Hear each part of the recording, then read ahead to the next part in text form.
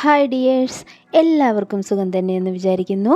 ഞാൻ ഉണ്ടാക്കുന്നത് വളരെ ടേസ്റ്റി ആയിട്ടുള്ള ഒരു ചിക്കൻ കറിയാണ്. വളരെ ടേസ്റ്റാണ്, ഈസി ആയിട്ട് നമുക്ക് ഉണ്ടാക്കാനും പറ്റുന്ന നല്ല ഒരു ചിക്കൻ കറിയുടെ റെസിപ്പിയാണ് ഞാൻ ഇന്ന് ഷെയർ ചെയ്യുന്നത്. ഇത് നമ്മളുടെ വീട്ടിലൊക്കെ പെട്ടെന്നൊരു ഗസ്റ്റ് വരുമ്പോൾ നമുക്ക് പെട്ടെന്ന് ഉണ്ടാക്കാൻ പറ്റുന്ന നല്ല ഒരു ചിക്കൻ കറിയാണ്. ഒട്ടും സമയമെടുക്കില്ല കേട്ടോ. ഇത് കുക്ക് ചെയ്യാൻ ഒരു 20 മിനിറ്റ്സ് മതിയാകും. ആ ടൈമിനുള്ളിൽ നമുക്കൊരു ചിക്കൻ കറി റെഡിയാക്കി എടുക്കാം. അതിന് വേണ്ടത് സവോള എടുത്തിട്ടുണ്ട്, പച്ചമുളക്, വെളുത്തുള്ളി, ഇഞ്ചി, ടൊമാറ്റോ, ഇത്രയും സാധനങ്ങളാണ്. ഇത്രയും അരയ്ക്കാൻ വേണ്ടിയിട്ടാണ്. ഒരു മിക്സിയുടെ ജാറിലേക്ക് നമുക്ക് ഇത്രയും സാധനങ്ങളൊന്ന് നന്നായിട്ട് അരച്ചെടുക്കാം. കുറേശ്ശെ ഇട്ട് നന്നായിട്ടൊന്ന് അരച്ചെടുക്കാം. നമുക്ക് അരിഞ്ഞ് സമയം വേസ്റ്റാക്കേണ്ട കാര്യമൊന്നുമില്ല. ഇതെല്ലാം കൂടി ജസ്റ്റ് ഒന്ന് മിക്സിയുടെ ജാറിലിട്ട് ഒന്ന് അരച്ചെടുത്താൽ മതിയാകും.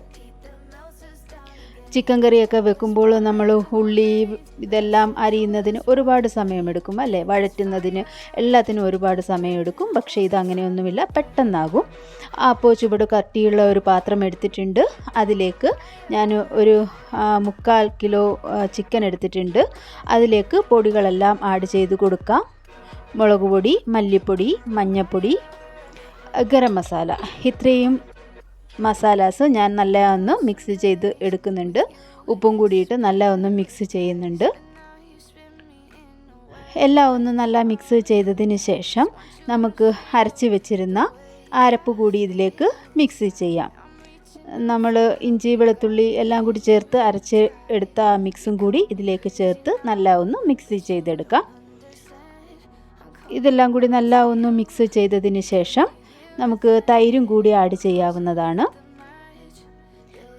ഒരു 2 സ്പൂൺ തൈരും കൂടി ഞാനെടുത്ത് ഇതിലേക്ക് ആഡ് ചെയ്യുന്നുണ്ട്.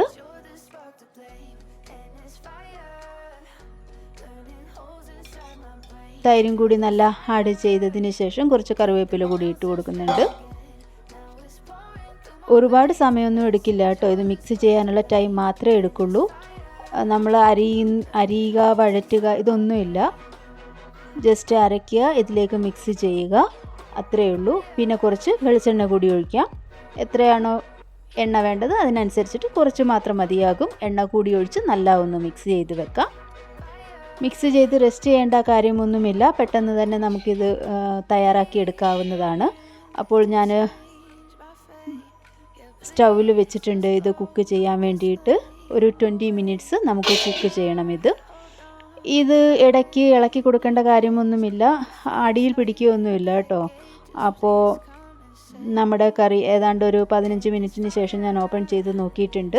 ഏകദേശം ആയിട്ടുണ്ട്. അതിലേക്ക് നമുക്ക് പെരിഞ്ജീരകം പൊടിച്ചത്, കസൂരി മെത്തി, കറിവേപ്പില, ഇത്രയും സാധനങ്ങൾ നമുക്ക് ഒന്ന് ഇട്ട് കൊടുക്കാം. ഈ പെരിഞ്ജീരകം പൊടിച്ചത് ലാസ്റ്റ് ചേർക്കുമ്പോൾ ഒരു നല്ല മണമാണ്.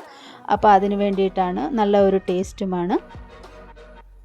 ആദ്യം ചേർക്കുന്നതിനെക്കാട്ടിലും നല്ലത് ലാസ്റ്റ് നമ്മൾ സ്റ്റൗ ഓഫ് ചെയ്യുന്നതിന് മുന്നായിട്ട് പെരിഞ്ജീരകം ചേർക്കുകയാണെങ്കിൽ നല്ലൊരു ടേസ്റ്റാണ്. ആഡംബരം ഒട്ടും കുറയ്ക്കേണ്ട. ഞാൻ കുറച്ച് വെളിച്ചെണ്ണ കൂടി ഒഴിച്ചിട്ട് അടച്ച് വെക്കുന്നുണ്ട്. അപ്പോൾ നമ്മളുടെ കറി ഏകദേശം റെഡി ആയിട്ടുണ്ട്. സ്റ്റൗ ഓഫ് ചെയ്തു. വളരെ ടേസ്റ്റി ആയിട്ട് നമുക്ക് കഴിക്കാൻ പറ്റുന്ന നല്ല ഒരു കറിയാണ്. എല്ലാവരും ഒന്ന് ട്രൈ ചെയ്ത് നോക്കണം. ഫീഡ്ബാക്ക് അറിയിക്കുകയും വേണം.